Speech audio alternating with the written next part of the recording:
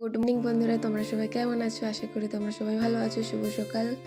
তো চলো, আজকে হচ্ছে রবিবার। তো সকাল থেকে কি করব না করব সেগুলোই তোমাদের সাথে আজ শেয়ার করবো। তো সমস্ত কাজ আমার কমপ্লিট, শুধু বাড়ির বিছানাটাই বাকি রয়েছিল। মেয়ে ঘুমোচ্ছিল, মেয়ে ঘুম থেকে উঠে চলে গেছে।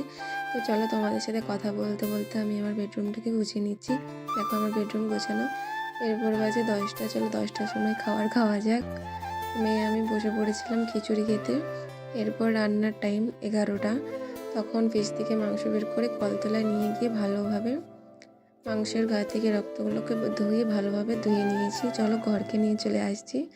এর থেকে সলিড সলিড পিসগুলোকে বের করে আলাদাভাবে রেখে কুচি কুচি পিস পিস করে কেটে নেব। এতে নুন, হলদি, তেল দিয়ে ভালোভাবে ম্যারিনেট করে নেব। এরপর আমি আগেই বসে রেখেছিলাম গরম হওয়ার জন্য। তেল দিয়ে ভালোভাবে মাংসগুলো এক এক করে দিয়ে দিলাম ফ্রাই হওয়ার জন্য। দেখো যেটা আমি লাল করে কি সুন্দর নামিয়ে রেখেছিলাম। এইটা আমি খাওয়ার রিভিউ দিতে পারিনি, কারণ আমি আমার মেয়ে করতে করতে খেয়েছিলাম। তো ওই কড়াতেই আমি মাংস কেটে রাখার জন্য যে এই আলুগুলো দিয়ে দিয়েছি। তো মাংসগুলোকেও লাল লাল বাদামি করে ভেজে নিয়েছি। তো মাংস তোলার পর এখানে পেঁয়াজগুলো দিয়ে দেবো, মাংসের জন্য যে কেটে রাখা পেঁয়াজ। তো চলো পেঁয়াজটাকেও ভালোভাবে লাল লাল করে ভাজা যাক। এরপর আমি আদা পেস্ট দিয়ে কিছুক্ষণ নাড়িয়ে চাড়িয়ে ভেজে নিয়েছি, যাতে আদার ঝাঁঝটা না থাকে। এর কিছুক্ষণ পরে আমি দিয়ে দেবো রসুন বাটা। তো চলো রসুন বাটাটা দিয়ে দিয়েছি। রসুন বাটাটা দিয়েও কিছুক্ষণ নাড়াচাড়ার পর এতে এক এক এর মশলা যাবতীয় আমি দিয়ে দিয়েছি। তো দেখো কি সুন্দর কড়া থেকে তেল ছেড়ে গেছে। এরপর আমি টমেটোটা দিয়ে দিলাম। টমেটোটা দেখো প্রায় গলে এসেছে। এরপর আমি হলদি গুঁড়া, লঙ্কা গুঁড়ো, সামান্য একটু জল দিয়ে ভালোভাবে নেড়ে নিয়েছি। দেখো কি সুন্দর তেল ছেড়ে গেছে। এরপর আমি মাংসগুলো দিয়ে দেবো। দেখো মাংস আমি দিয়েছি কি সুন্দর সুন্দর সলিড পিস। মাংসটাকে ভালোভাবে কষিয়ে এতে ঢাকা দিয়ে দেবো।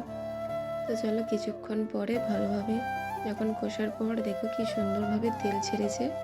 এতে পরিমতো জল দিয়ে আমি ফুটিয়ে নেব, কারণ আমি একার মতো আমি অল্পভাবেই জল দিয়েছি, যাতে আমি দুদিন স্টোর করে খেতে পারি। দেখো আমাকে খুবই ভালো লাগে মাংস কষা খেতে। তোমাদের কার কার মাংস কষা খেতে ভালো লাগে অবশ্যই আমাকে কমেন্ট করে জানিও।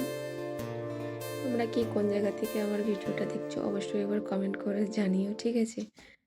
আর আজ রবিবার, কার কার বাড়িতে মাংস হচ্ছে আমাদের মতো অবশ্যই কমেন্ট করে বলো। তো চলো এটাকে ছেড়ে দিয়েছি। কিছুক্ষণ পরে দেখো মাংসটা ফুটে গেছে, নামিয়েও নিয়েছি।